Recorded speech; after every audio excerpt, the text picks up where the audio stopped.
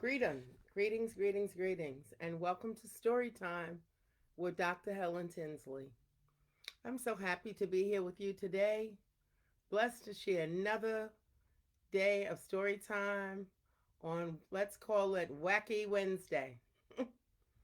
We are all blessed to be here. Life is good in spite of the challenges because we woke up to see another day. So, with that said, I'm so happy to be here and bring stories to you again. I'm going to tell you a little about the story after we begin with my little song. This little light of mine, I'm gonna let it shine. This little light of mine, I'm gonna let it shine.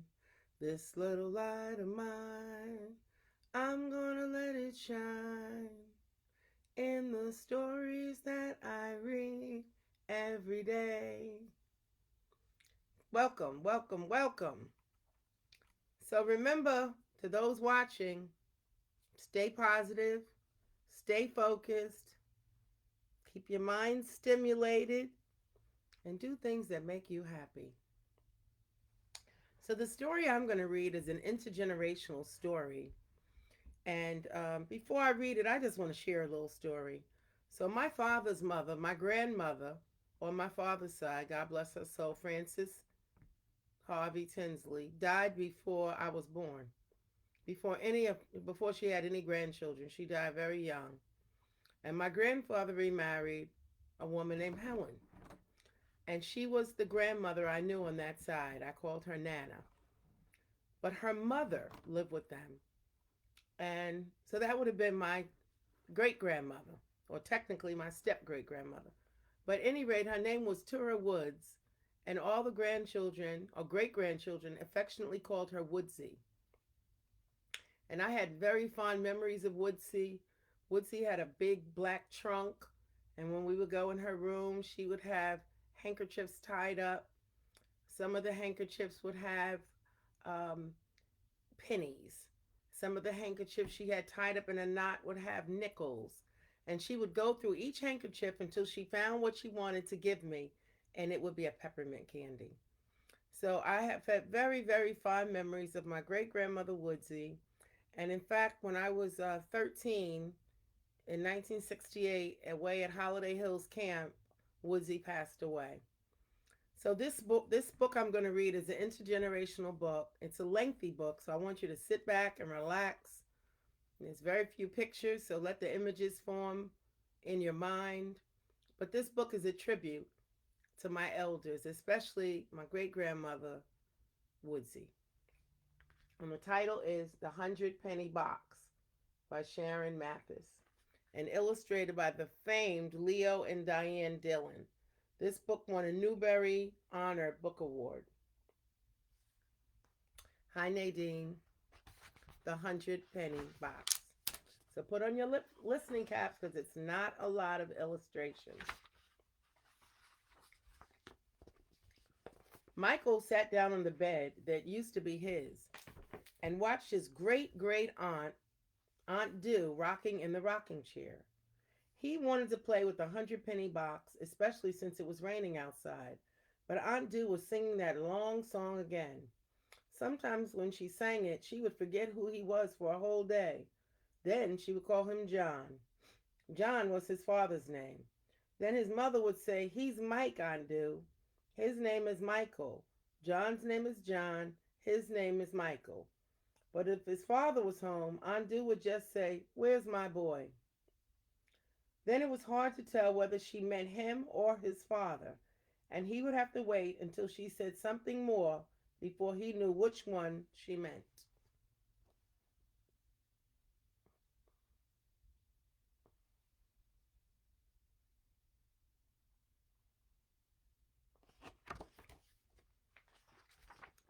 Aunt Dew didn't call his mother any name at all. Michael had heard his father and mother talking in bed late one night. It was soon after they had come from going to Atlanta to bring back Aunt Dew. "She won't even look at me, won't call my name, nothing," excuse me, his mother had said, and Michael could tell she had been crying. "She doesn't like me. I know it. I can tell. I do everything I can to make her comfortable. His mother was crying hard. I rode half the way across this city all the way to Mama D's to get some homemade ice cream, some decent ice cream. Mama D said that ice cream be melted before you get home. So I took a cab back and made her lunch and gave her the ice cream. I sat down at the table and tried to drink my coffee. I wanted to talk to her, say something, but she sat there and ate that ice cream and looked straight ahead at the wall and never said nothing to me. She talks to Mike, and if I come around, she even stops talking sometimes. His mother didn't say anything for a while, and then he heard her say, I care about her, but she's making me miserable in my own house. Michael heard his father say the same thing he always said about Aunt Du. She's a 100-year-old lady, baby. Sometime his father would add, and when I didn't have nobody, she was there. Look here. After Big John and Junie drowned, she gave me a home. I didn't have one. I didn't have nothing. No mother, no father, no nobody. Nobody but her. I've loved her all my life like I love you. And that tough, beautiful boy we made, standing right outside the door and listening for all he's worth, and he's supposed to be in his room sleep. Michael remembered he had run back to his room and gotten back into bed and had gotten up again and tiptoed over to the bedroom door to close it a little and shut off some of the light shining from the bathroom onto Aunt Du's face.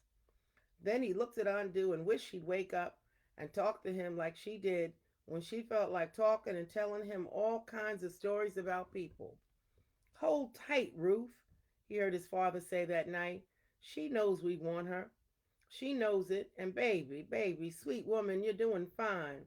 Everything you're doing is right. Then Michael could hear the covers moving where his mother and father were, and he knew his father was putting his arms around his mother because sometimes he saw them still asleep in the morning, and that's the way they looked. But he was tired of remembering now, and he was tired of Aunt Du singing and singing and singing. Aunt Du, Michael whispered close to his great aunt's wrinkled face, can we play the 100 penny box? Precious Lord. Aunt Du, let's count the pennies out. Take my hand. Aunt Du, lead me on. Michael thought for a moment. He knew the large scratched wooden box was down beside the dresser on the floor where he could easily get it. Except it was no fun to count the pennies alone. It was better when Aunt Du whacked him a little and said, Stop right there, boy. You know what that penny means? And he'd say, You tell me. And she would tell him. But when she started singing, it was hard to stop her. At least when she was dancing, what she called moving to the music, she'd get tired after a while. Then she would tell him about the pennies and help count them too. Michael cupped his large hands.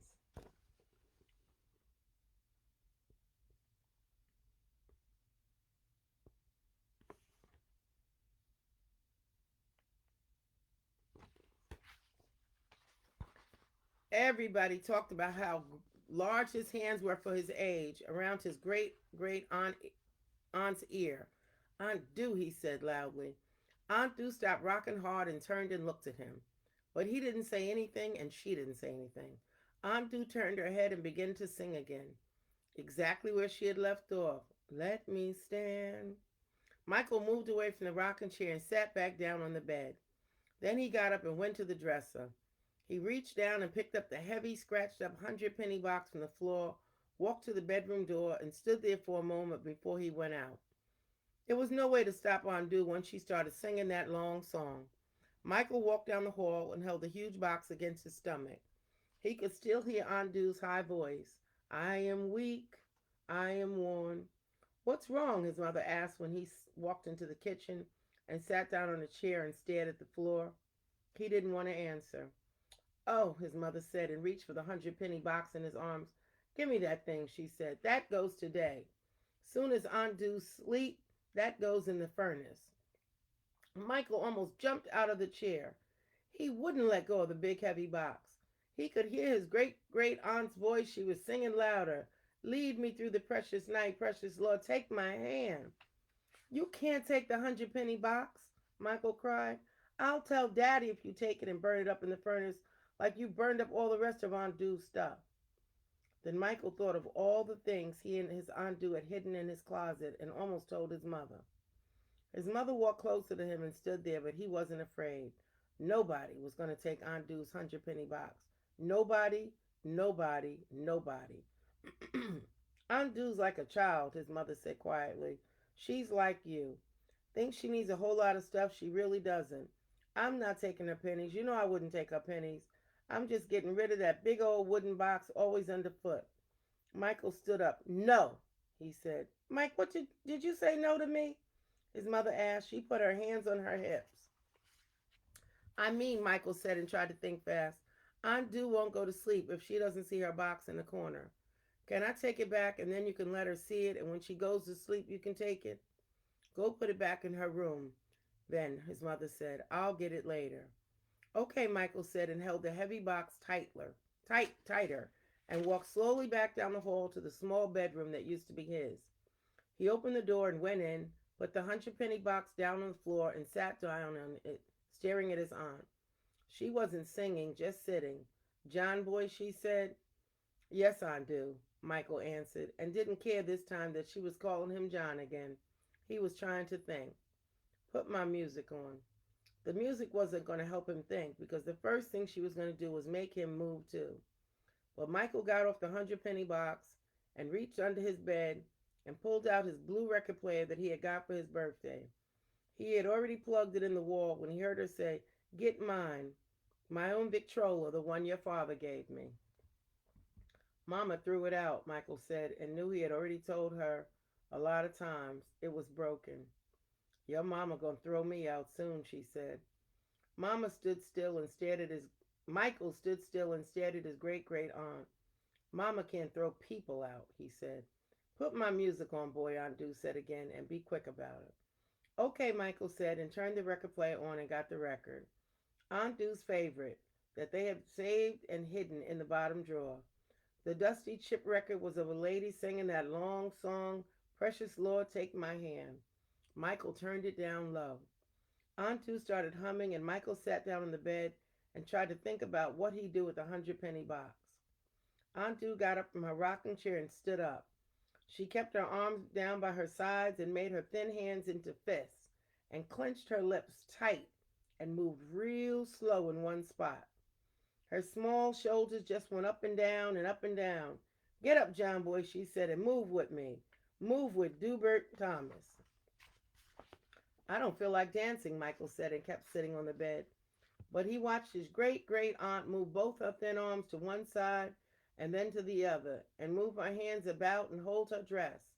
Then she stopped and started all of a sudden again, just swinging her arms and moving her shoulders up and down and singing some more. Every time the record ended, he'd start it again. When he was playing it for the third time, he said, Aunt Du, where will you put your 100 pennies if you lose your 100 penny box?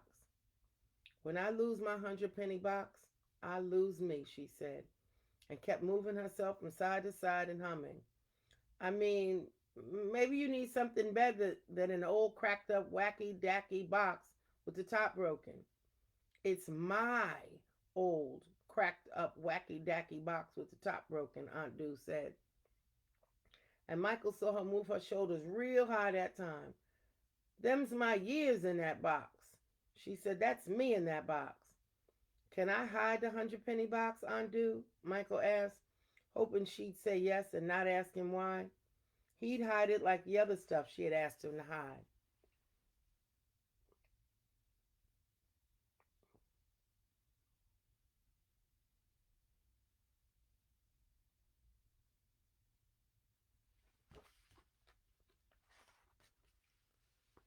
And she had even told him where to hide most of the stuff. No, don't hide my 100 penny box, Aunt Du said out loud. Leave my 100 penny box right alone. Anybody takes my 100 penny box takes me. Just in case, Michael said impatiently, and wished his great great aunt would sit back down in her chair so he could talk to her. Just in case Mama puts it in the furnace when you go to sleep, like she puts all your stuff in the furnace in the basement. What's your mama name? Oh no, Michael said. You keep on forgetting Mama's name.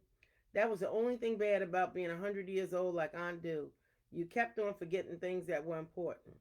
Hush, John boy, Aunt said, and stopped dancing and humming and sat back down in the chair and put the quilt back over her legs. You keep on forgetting. I don't. You do. You keep on forgetting. Do I forget to play with you when you worry me to death to play? Michael didn't answer. Do I forget to play when you want? No. Okay, what's your mama's name? Who that in my kitchen? Mama's name is Ruth, but this isn't your house. Your house is in Atlanta. We went to get you and now you live with us.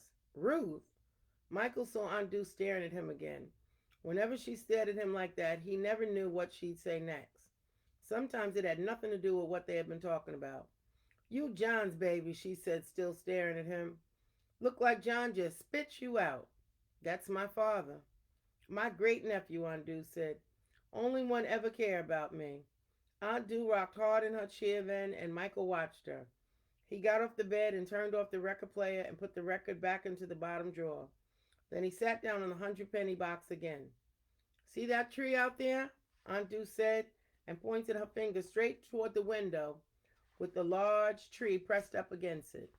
Michael knew exactly what she'd say. Didn't have no puny looking trees like that near my house, she said. Dubert Thomas, that's me. And Henry Thomas, that was my late husband. Had the biggest, tallest, prettiest trees and the widest yard in all Atlanta. And John, that was your daddy, liked it most 'cause he was city. And my 5 sons, Henry Jr. and Troop and Lat and the twins, Booker and Jay, well, it didn't make them know never mind because it was always there. But when my oldest niece Junie and her husband, we called him Big John, brought your daddy down to visit every summer, they couldn't get the suitcase in the house good before he was climbing up and falling out the trees. We almost had to feed him up them trees. Undo. We have to hide the box.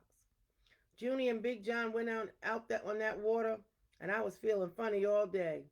Didn't know what, just feeling funny. I told Big John, I said, Big John, that boat old. Nothing but a piece of junk. But he fooled around and said, we taking it out. I looked and saw him and Junie on that water. Then it wasn't nothing. Both gone. And the boat turned over going downstream. Your daddy brand new little britches on, just standing there looking, wasn't saying nothing.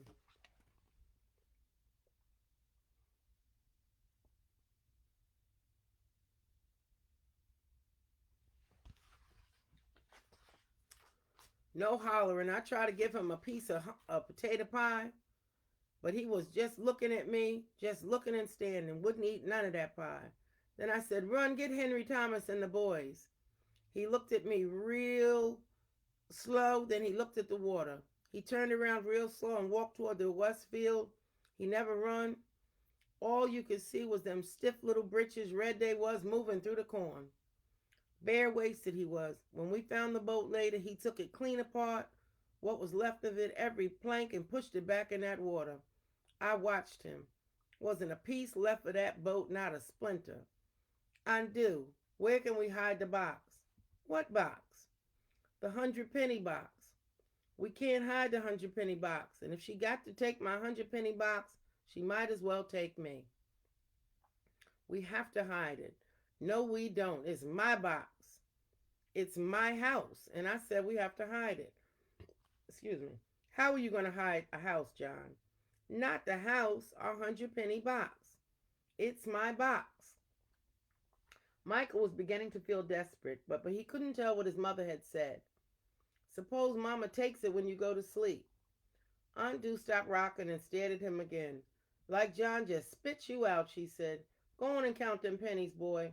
Lest you worry me in my grave if you don't. Dubert Thomas's 100-penny box.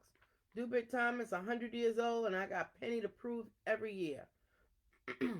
Michael got off the 100-penny box and sat on the floor by his great-great-aunt's skinny feet, stuck down inside his father's old slippers. He pulled the big wooden box toward him and lifted the lid and reached in and took out the small cloth rose print sack filled with pennies. He dumped the pennies out into the box. He was about to pick up 1 penny and put it in the sack the way they played and say 1 when his great-great-aunt spoke. Why you want to hide my 100-penny box? To play, Michael said after he thought for a moment. Play now, she said. Don't hide my 100 penny box. I got to keep looking at my box, and when I don't see my box, I won't see me neither. One, Michael said, and dropped the penny back into its old print sack. 1874, Aunt Du said. Yeah, I was born. Slavery over. Black men in Congress running things. They was in charge. It was the Reconstruction. Michael counted 27 pennies back into the old print sack before she stopped talking about Reconstruction. 19 and oh 01, Aunt Du said. I was 27 years. Birthed my twin boys. Hattie said, Dubit, you got two babies. I asked Henry Thomas. I said, Henry Thomas, what them boys look like? By this time, Michael had counted 56 pennies. His mother was standing at the door. 19 and 30, Aunt Du said. Depression. Henry Thomas, that was my late husband, died. Died after he put the 56 penny in my box. He had the double pneumonia and no decent shoes, and he worked too hard. Said he was going to sweat the trouble out his lungs. Couldn't do it. Same year I sewed that fancy dress for Rena Coles. She won 100 bows all over that dress. I was sewing bows and tying bows and twisting bows and cursing all the time. Was her fourth husband, and she won a dress full of bow ribbons. Henry, the one started the box, you know.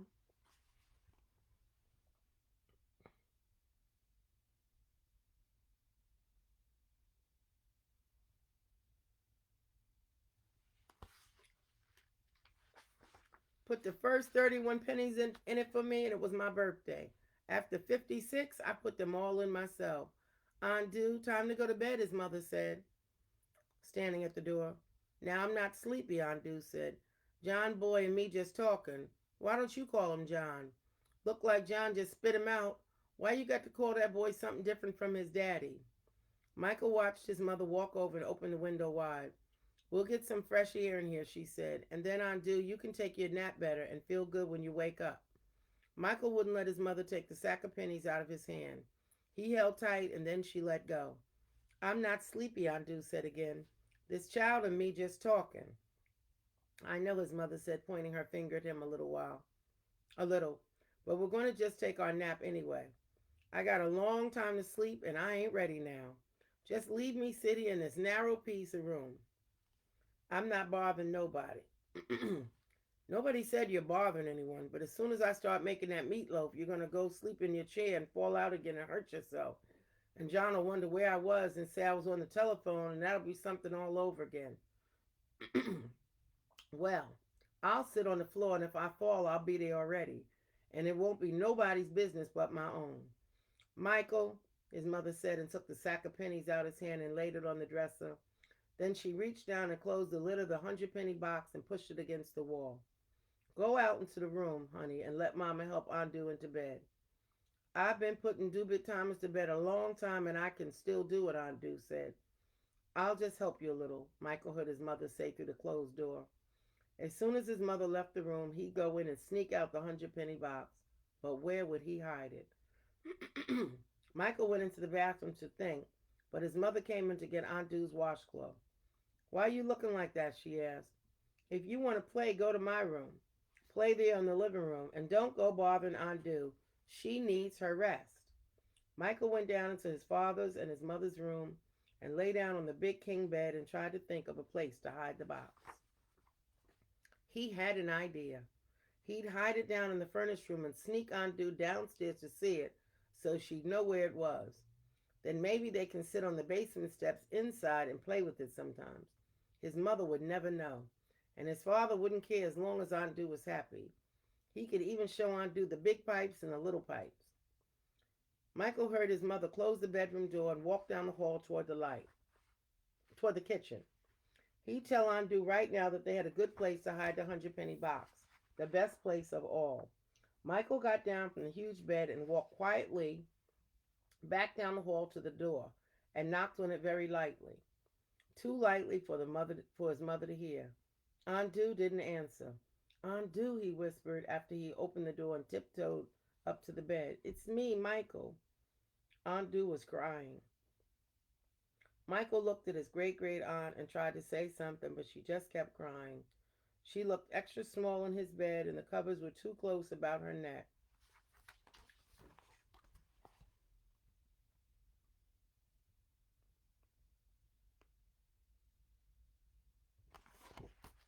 He moved them down a little, and then her face didn't look so small. He waited to see if she stopped crying, but she didn't. He went out of the room and down the hall and stood near his mother. She was chopping up celery. Aunt Du's crying, he said. That's all right, his mother said. Aunt Du's all right. She's crying real hard. When you live long as Aunt Du's lived, honey, sometimes you just cry. She'll be all right. She's not sleepy. You shouldn't make her go to sleep if she doesn't want to. Daddy never makes her go to sleep. You say you're not sleepy either, but you always go to sleep. Aunt Du's bigger than me. She needs her naps. Why? Michael, go play, please, his mother said. I'm tired and I'm busy, and she'll hear your noise and never go to sleep. She doesn't have to if she doesn't want to, Michael yelled, and didn't care if he did get smacked. We were just playing, and then you had to come and make her cry. Without a nap, she's irritable and won't eat. She has to eat. She'll get sick if she doesn't eat. You made her cry, Michael yelled. Michael John Jefferson, his mother said too quietly. If you don't get away from me and stop that yelling and stop that screaming and leave me alone. Michael stood there a long time before he walked away. Mike, his mother called, but didn't answer. But he didn't answer. All he did was stop walking. His mother came down the hall and put her arm around him and hugged him a little and walked him back into the kitchen. Michael walked very stiffly. He didn't feel like any hugging. He wanted to go back to undo. Mike, his mother said, leaning against the counter and still holding him. Michael let his mother hold him, but he didn't hold her back. All he did was watch the pile of chopped celery.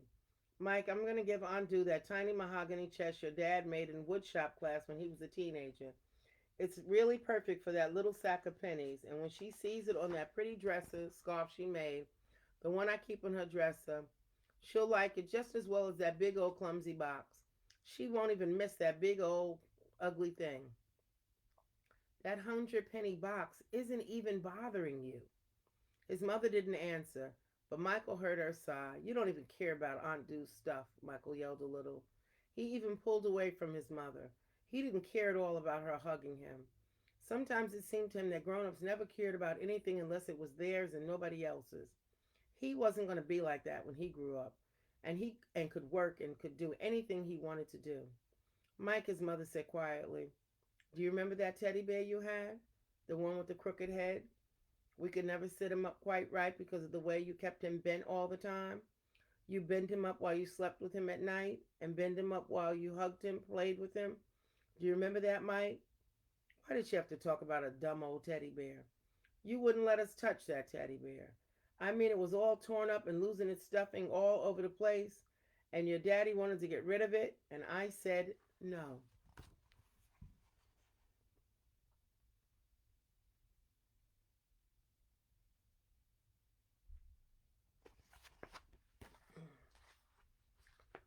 Mike will let us know when he doesn't need that teddy bear anymore. So you held on to that teddy bear and protected it from all kinds of monsters and people. Then one day you didn't play with it anymore. I think it is when I think it was when little Corky moved next door. Corky's not little. I'm sorry. Yes, Corky's big. He's a very big boy. But Corky wasn't around when you and I cleaned up your room a little while back. We got rid of a lot of things so that Aunt Du could come and be more comfortable. That day you just tossed that crooked teddy bear on top of the heap and never even thought about it. I did think about it, Michael said. But you knew you didn't need it anymore, his mother whispered and rubbed his shoulder softly. But it's not the same with Aunt Du. She will hold on to everything that is hers just to hold on to them. She will hold them tighter and tighter, and she will not go forward and try to have a new life. This is a new life for her, Mike. You must help her have this new life and not just let her go backward to something she can never go back to. Aunt Du does not need that huge, broken, half rotten wooden box that you stumble all over the house with, just to hold one tiny little sack of pennies. I don't stumble around with it. His mother reached down and kissed the top of his head. You're the one that loves that big old box, Mike. I think that's it. Michael felt the kiss in his hair, and he felt her arms around him, and he saw the pile of celery. His mother didn't understand. She didn't understand what a 100-penny box meant. She didn't understand that a new life wasn't very good if you had to have everything old taken away from you, just for a dumb little stupid old funny looking ugly little red box A shiny, ugly nothing box that didn't even look like it was big enough to hold a sack of 100 pennies. Mike put his arms around his mother. Maybe he could make her understand. He hugged her hard. That's what she had done, hugged him. All Aunt Do wants is a 100 penny box, Michael said. That's the only thing. And all you wanted was that teddy bear, his mother answered. You can't burn it, Michael said and moved away from his mother. You can't burn any more of Aunt Do's stuff. You can't take the 100 penny box. I said you can't take it. Okay, his mother said. Michael went down the hall and opened the door to his room. No, Mike, his mother said and hurried after him. Don't go in there now. I am, Michael said. His mother snatched him and shut the door and pulled him into the living room, and practically threw him into the stuffed velvet chair. You're as stubborn as your father, she said. Everything your way or else. She was really angry. Just sit there, she said, and don't move until I tell you. As soon as Michael heard his mother chopping celery again, he got up from the chair. He tiptoed into his room and shut the door without a sound. Aunt Du was staring at the ceiling. There was perspiration on her forehead, and there was water in the dug-in places around her eyes. Aunt Du, what you want, John boy? I'm sorry Mama's mean to you.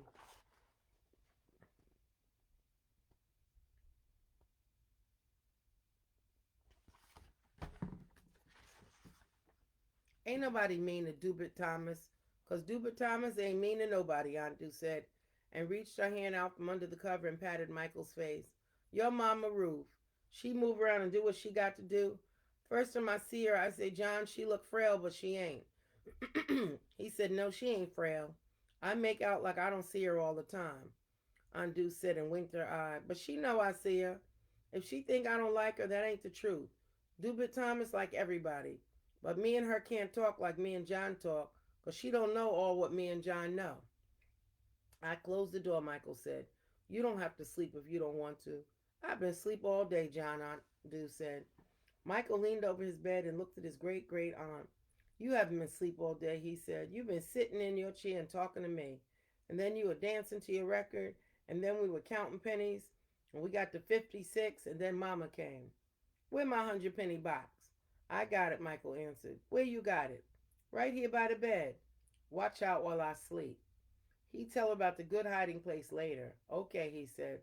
Aunt Du was staring at him. Looked like John just spit you out, she said. Michael moved away from her. He turned his back and leaned against the bed and stared at the 100 penny box. All of a sudden, it looked real old and beat up. Turn round, let me look at you. Michael turned around slowly and looked at his great aunt. John, it's me, Michael said. Michael. He went down and sat on the 100 penny box. Come here so I can see you, Aunt Du said. Michael didn't move. Stubborn like your daddy. Don't pay your Aunt Du no never mind. Michael still didn't get up. Go on back and do your counting out my pennies. Start with 56, where you left off. 19 and 31. Lat married that school teacher. We roasted 3 pigs. Just acting a fool, everybody. Lat gave her a pair of yellow shoes for her birthday. Walked off down the road one evening just like you please, she did. Had on them yellow shoes. Rode a freight train clean up to Chicago. Left his food on the table and all his clothes ironed. 6 times she come back and stay for a while, then go again. Truke used to say, wouldn't be my wife. But Truke never did marry nobody. Only thing he cared about was that car. He would cover it up with a raincoat when it rained if he could. First you know me, then you don't, Michael said. Michael John Jefferson, what your name is, Aunt Du said. Should be plain John like your daddy and your daddy's daddy, instead of all this new stuff. Named John and everybody saying Michael. Aunt Du was smiling. Come here, boy, she said. Come here close. Let me look at you. Got a head full of hair. Michael got up from the 100 penny box and stood at the foot of the bed. Get closer, Aunt Du said. Michael did. Turn those covers back a little more. This little narrow piece of room didn't have the air the way my big house did.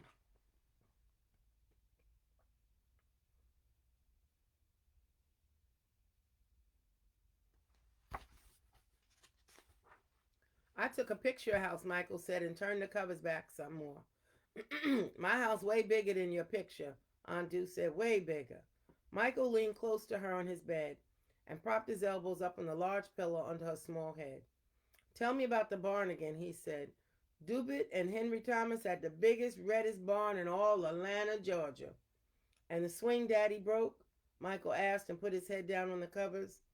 Her chest was so thin under the thick quilt that he hardly felt it. He reached up and pushed a few wispy strands of her hair away from her closed eyes. Did more pulling it down than he ever did swinging. Tell me about the swimming pool, Michael said. He touched Andu's chin and covered it up with only 3 fingers. It was a long time before Andu answered. Wasn't no swimming pool, she said. I done told you it was a creek. Plain old creek. And your daddy liked to get bit by a cottonmouth. Don't go to sleep, Andu, Michael said. Let's talk. I'm tired, John. I can count the pennies all the way to the end if you want me to. Go ahead and count. When your 101 birthday comes, I'm going to put in the new penny like you said. Yes, John. Michael reached up and touched Andu's eyes. I have a good place for the 100-penny box, Andu, he said quietly. Go away. Let me sleep, she said. You wish you were back in your own house, Andu? I'm going back, Andu said. You sad? Hush, boy. Michael climbed all the way up on the bed and put his whole self alongside his great-great aunt. He touched her arms. Are your arms 100 years old? He asked. It was their favorite question game. Mm-hmm. Andu murmured and turned a little away from him. Michael touched her face. Is your face and your eyes and fingers 100 years old too? John, I'm tired, Andu said. Don't talk so. How you get to be 100 years old? Michael asked and raised up from the bed on one elbow and waited for his great-great aunt to answer. First, you have to have 100-penny boxes, great-great aunt finally said. Where you get it from? Michael asked.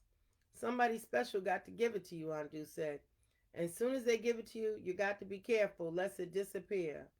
Andu, precious Lord. Andu, take my hand. Michael put his head down on Andu's thin chest beneath the heavy quilt and listened to her sing her long song.